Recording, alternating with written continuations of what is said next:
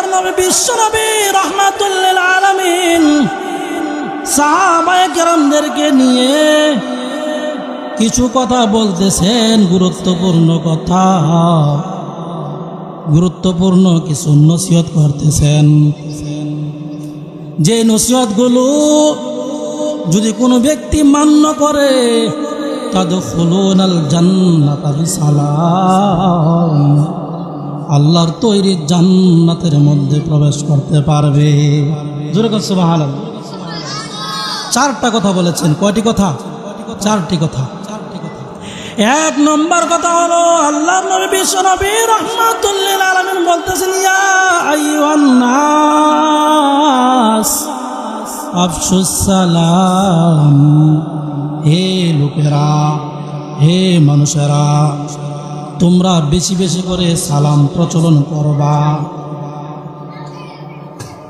সালাম এটা এমন একটি শব্দ, সালাম মানে হচ্ছে শান্তি। ও ভাই, একজন আরেকজনের সাথে যদি সাক্ষাৎ হয়, মুসলমান তার উচিত হচ্ছে প্রথমে সালাম দেওয়া, এরপরে কথা বলা। আল্লাহর নবী বিশ্বনবী রাহমাতুল লিল আলামিন বলেন, আসসালামু ক্বাবলাল কালাম, আগে সালাম দাও পরে কথা বলো। এমন না, হুজুর কেমন আছেন, আসসালামু আলাইকুম, এমন না।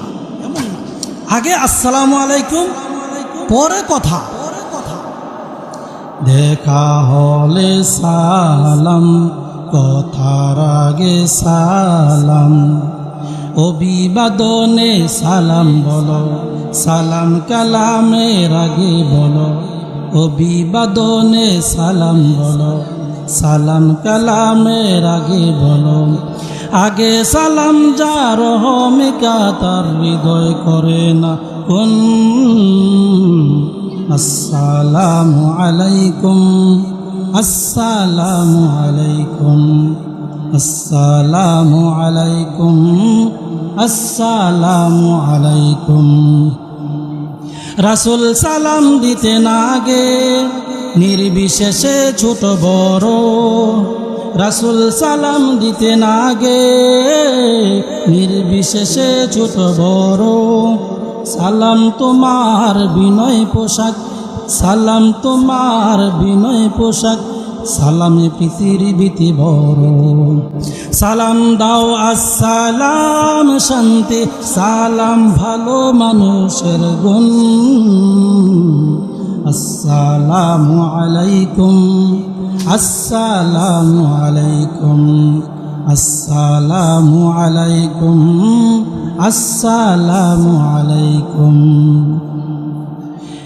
আমার ভাইয়েরা, আগে সালাম দিতে হবে আর পরে কথা বলতে হবে। এটা হলো মুসলমানদের তরিকা, ঠিক কিনা জোরে বলেন? আমার ভাইয়েরা, আল্লাহর নবী বিশ্বনবী রাহমাতুল লিল আলামিন ছোটদেরকেও সালাম দিতেন, বড়দেরকেও সালাম দিতেন। অনেকে আছে ওই ছোট মানুষ, সে সালাম দিবে এই অপেক্ষা থাকে। আর ভাই, আপনি সালাম দিলে সমস্যাটা কি? আল্লাহ নবী তো ছোটদেরকে সালাম দিতে পারে। আল্লাহ নবী বিশ্বনবী রাহমাতুল লিল আলামিন বলেন, আল বাদি বিসসালামি বারিউম মিনাল কিবর, আগে আগে সালাম দিলে অহংকার থেকে মুক্তি পাওয়া যায়। ও ভাই, ছোটদেরকে সালাম দিবেন এই জন্য, এক নম্বর হলো তার থেকে দোয়া নেওয়ার জন্য। ছোট মানুষ ফেরেশতার মতো, তার কোনো গুনাহ নাই। তাকে সালাম দিলে তার থেকে আপনি যখন সালামের উত্তরটা পাবেন, আপনার জন্য বলে দিবে ওয়ালাইকুম আসসালাম, আপনার ওপরও শান্তি বর্ষিত। আরেকটা হলো তাকে শিক্ষা দেওয়া, ছোটদেরকে শিক্ষা দেওয়া হয়। আপনি যখন ছোটকে একবার সালাম দেবেন, সে আপনাকে আরেকবার দেখা মাত্রই সালাম দিয়ে ফেলবে। আমার ভাইরা, যেই সমাজের মধ্যে সালাম বেশি বেশি প্রচলন হবে, ওই সমাজের মধ্যে আল্লাহ রাব্বুল আলামিন রহমত ঢেলে দিবেন, শান্তি ঢেলে দিবেন। যে গ্রামের মধ্যে সালাম বেশি বেশি প্রচলন হবে, ওই গ্রামের মধ্যে আল্লাহ রব্বুল আলামিন শান্তি ঢেলে দিবেন। যেই দেশের মধ্যে বেশি বেশি করে সালাম প্রচলন হবে ওই দেশের মধ্যে শান্তি ঢেলে দিবেন কে? জোরে বলেন কে? আমার ভাইরা, এই জন্য আল্লাহর নবী সাল্লাল্লাহু আলাইহি ওয়াসাল্লাম বললেন, আফশুস সালাম, তোমরা বেশি বেশি করে সালাম প্রচলন করো। 2 নম্বর কথা বললেন, ওয়া ইতআমুত তাআম, তোমরা ক্ষুধার্তকে খাবার খাওয়াইবে। অনেক গরিব মানুষ আছে, তাদেরকে খাবারের ব্যবস্থা করো। আমার ভাইরা, দেখবেন অনেক সময় আমাদের সমাজের মধ্যে এমন হয়, দাওয়াতের আয়োজন করেছে, মেহমানদারির ব্যবস্থা করেছে, ওই যে পাশের বাড়ির গরিব মানুষ, তাকে খাবারের ব্যবস্থা করে না, তাকে দাওয়াত দেয় না। এমন লোকদেরকে দাওয়াত দেয় যারা ইচ্ছা করলে প্রত্যেক দিন গোশত কিনে এনে খাইতে পারবে, কিন্তু ওই যে মাসে একবার মুরগ কিনে খেতে পারে না, বছরে একবার গরুর গোশত এনে খেতে পারে না, তাকে দাওয়াত দেয় না। এমন আছে না নাই? জোরে বলেন, আছে না নাই? আমার ভাইরা, ও ভাই, কালবেলা নিউজের মধ্যে আমি দেখলাম একজন লোক তার সন্তানদেরকে নিয়ে বলতেছে মিডিয়ার সামনে, এত গরিব অসহায়, তিনি প্রকাশ করলেন যে আমার এই সন্তানদেরকে আমি 3-4 বছর যাবত আমি গরুর গোশত এনে খাওয়াইতে পারছি না। তাহলে দেখেন কত অসহায় মানুষ আছে। ও ভাই, একজন লোক আল্লাহর নবী সাল্লাল্লাহু আলাইহি ওয়াসাল্লামের কাছে আইসা বলতেছে, হুজুর গো, আমার হৃদয়টা কঠোর হয়ে গেছে, শক্ত হয়ে গেছে, কি করতে পারি? একটা আমল বলে দেন। আল্লাহ নবী সাল্লাল্লাহু আলাইহি ওয়াসাল্লাম বললেন, আতইমিল মিসকিন, মিসকিনদেরকে খাবার খাওয়াও, তাহলে তোমার হৃদয়ের কঠোরতা দূর হয়ে যাবে। জোরে বলেন সুবহানাল্লাহ। আমার ভাইয়েরা, 3 নম্বর নসিহত উপদেশ দিয়েছিলেন আল্লাহ নবী সাল্লাল্লাহু আলাইহি ওয়াসাল্লাম, ওয়াসিলুল আরহাম, তোমরা আত্মীয়তা বজায় রাখবে। অনেকে আছে রক্তের সম্পর্ক আত্মীয়, 3 বছর 4 বছর 5 বছর পর্যন্ত তার সাথে কথা বলে না, আছে না নাই? জোরে বলে, আছে না নাই? আমার ভাইয়েরা, আপন ভাই চাচা কথা বলে না, রাস্তা দিয়ে হেঁটে যায়, চেহারাটা অন্যদিকে ফিরে চলে যায়, আছে না নাই? জোরে বলেন। আমার ভাইয়েরা, না, এটা ঠিক না। হাদিস শরীফের মধ্যে আছে, যদি কোনো ব্যক্তি আত্মীয়তা বন্ধন রক্ষা না করে, আত্মীয়তা সম্পর্ক বজায় না রাখে,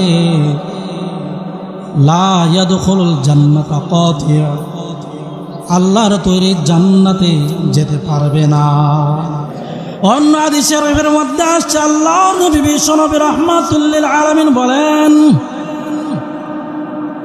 ওই প্রত্যেক বৃহস্পতিবারে আল্লাহ রব্বুল আলামিনের কাছে বন্দার আমলনামাগুলো পেশ করা হয়। আল্লাহ রব্বুল আলামিন দেখেন, কোন বান্দা যদি তার আত্মীয়তা সম্পর্ক বজায় না রাখে, আত্মীয়তা ছিন্নকারী হয়, তাহলে তার কোন আমলই আল্লাহ রব্বুল আলামিন গ্রহণ করেন না। আমার ভাইয়েরা, এই জন্য আত্মীয়তা বন্ধন এটাকে বজায় রাখার চেষ্টা করতে হবে। আমার ভাইয়েরা, 4 নম্বর নসিহত আল্লাহর নবী সাল্লাল্লাহু আলাইহি ওয়াসাল্লাম করলেন।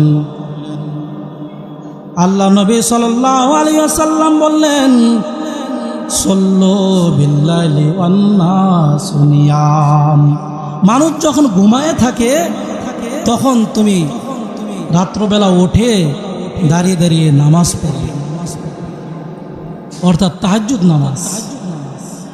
আল্লাহ রাব্বুল আলামিন সূরা ফুরকানের 68 নম্বর আয়াতের মধ্যে বলেন ওয়াল্লাযীনা ইয়াবিদুনা লিরাব্বিহিম সুজদাা। আল্লাহর খাস বান্দাদের একটি গুণ হচ্ছে সে রাত্রবেলা উঠে উঠে তাহাজ্জুদ নামাজ আদায় করে। জোরে বলুন সুবহানাল্লাহ।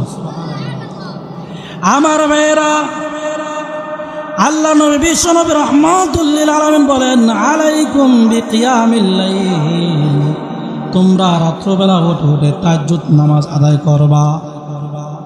তাহাজ্জুদ নামাজ আদায় করলে 4টি ফায়দা আছে। কয়টি ফায়দা জোরে বলেন?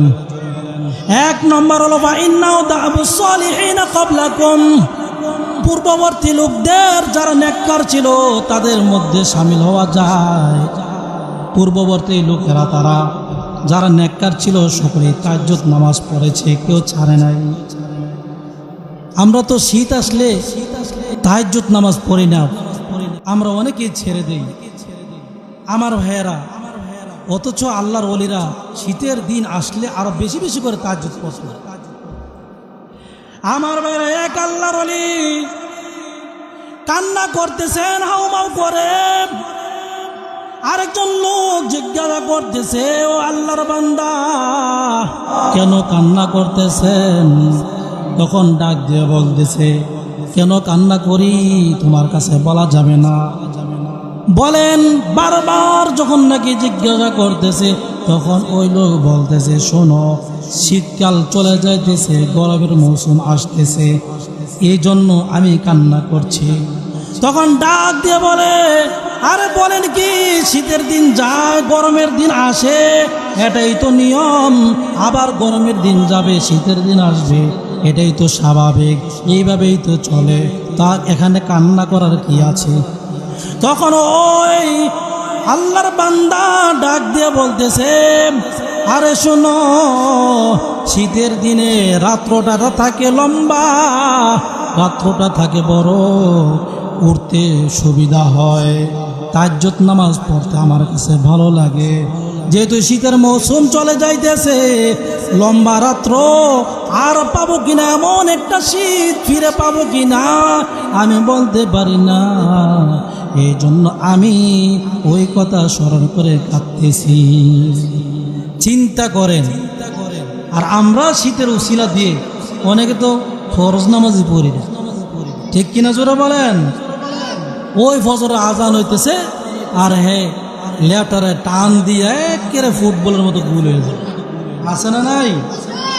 আমার ভাইয়েরা, তাহাজ্জুদ নামাজ পড়লে 2 নম্বর ফায়দা মানহাতুন আনিল ইসম, গুনাহ থেকে বিরত থাকা যায়। 3 নম্বর ফায়দা হলো হুয়া কুরবাতুল লাকুম ইলা রাব্বিকুম, আল্লাহ রব্বুল আলামিনের একেবারে নিকটবর্তী হওয়া যায়, একেবারে কাছের লোক হওয়া যায়।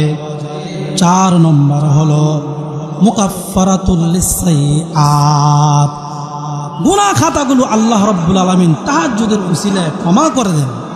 জোরে বলেন সুবহানাল্লাহ।